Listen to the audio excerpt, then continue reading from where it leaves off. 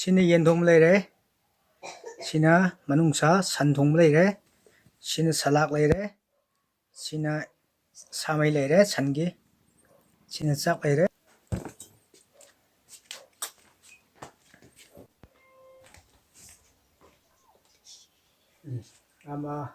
Hello em.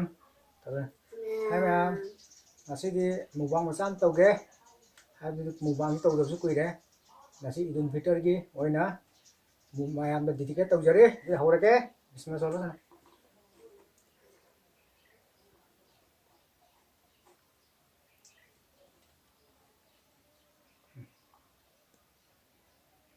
Ado sina san thong mane manungsa sina yen thong ba asa.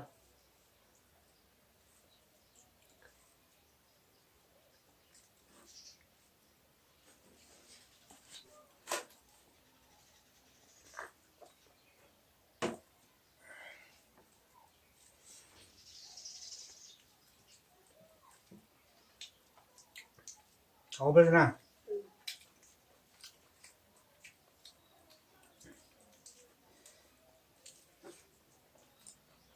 Yam chao ya rồi đó. Giờ thôi em ạ. Nó yen chao ya tama tro.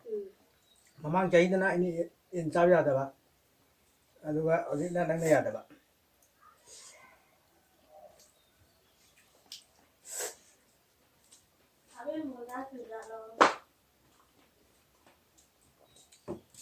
Kake.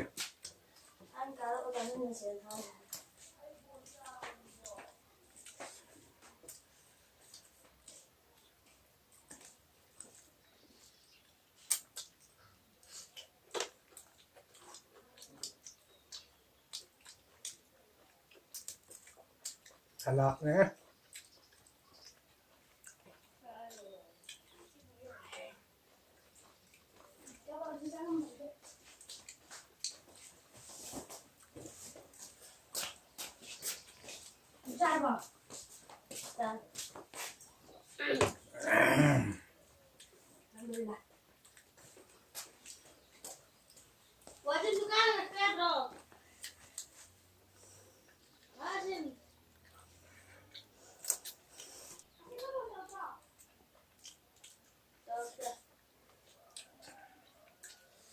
Dạ màu ấy.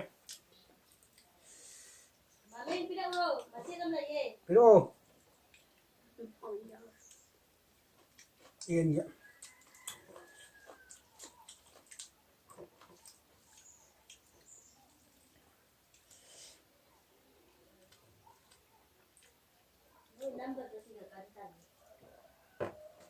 Xin mời em.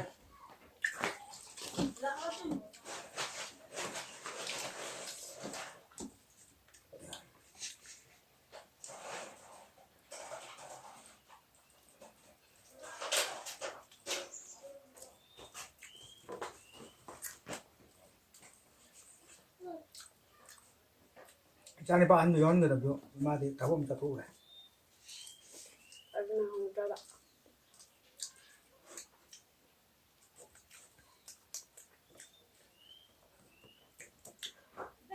Không. Tao đi nào chắc rồi tao xin.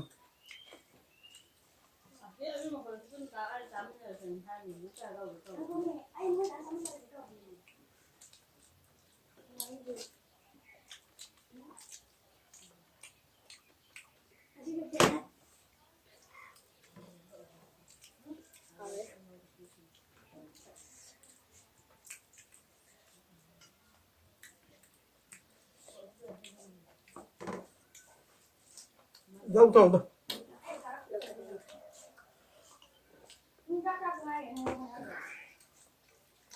Mấy dâu tụi mày lại mình còn. Tôi hay nghỉ do nào.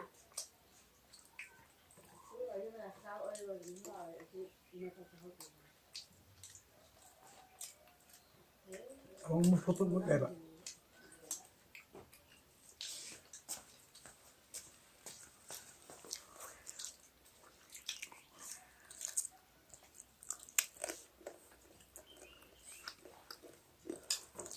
Ít lupa kayak apa? Cả đó. Lupa tahu ni, apa tu ujungnya? Cái nào bạn? Cái nào? Nó ăn sâu rồi qua ta gì là bà sâu rồi. Có thằng đâu trong Sung sung rồi.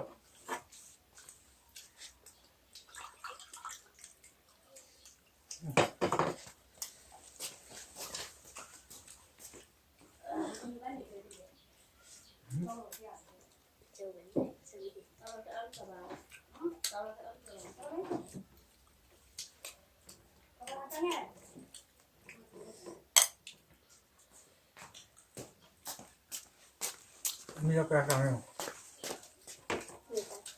làm đâu rồi.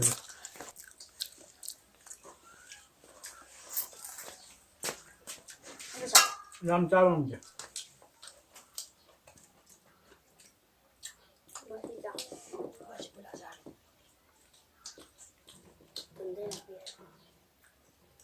Sống sao năng flop cho mình được rồi năng rồi.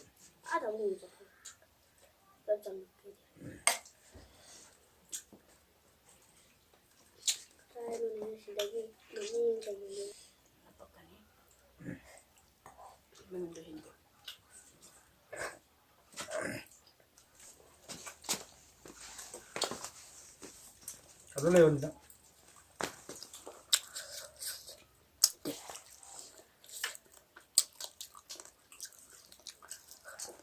Ăn mày phải nôn vào đầu cắt đe. Mà đâu làm thì yên phải cha cái. Ở phu vào mà đi. Nó dân lấy đấy. Tôi đi trai mình trai thì chỉ khác này vậy. Lại tao sẽ nãy úp bị cái nào mà. Được chưa? Mà mang tôi không sợ lắm này.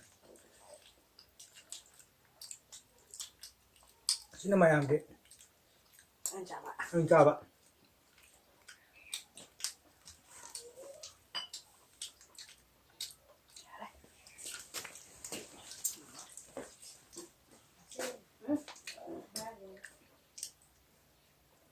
Bây giờ mình cây ăn bằng gầm.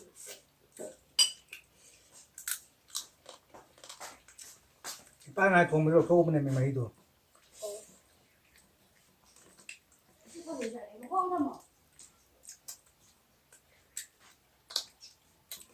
Bảy trăm bên ngoài nhiệt thắt lắm nè.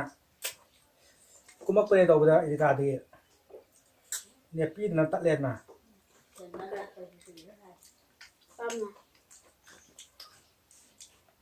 Cái mấy vào được. Pan rồi bà được.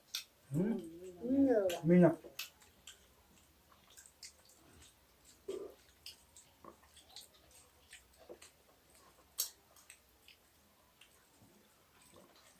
Nah sini dipakai gak nang tak tere. Ini aku yang cacing biar kami. Ini cái chăm cacing lúc đó nè. Cây đôi không ra. Lihat, ayo ơi.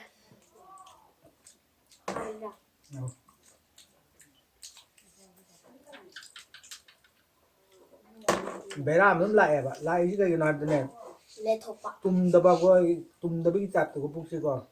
Càng có đúng rồi đây nè bạn. Ini naraan nih. Tangkat nak. Cacing biar kami nak kau. Kalau mi memang cara itu mi cari na iya yang itu. Cara cara tu berapa dia, pakai mana?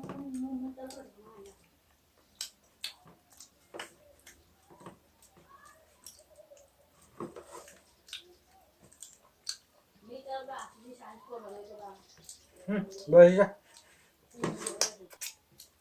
Matang saya dulu, bye bye.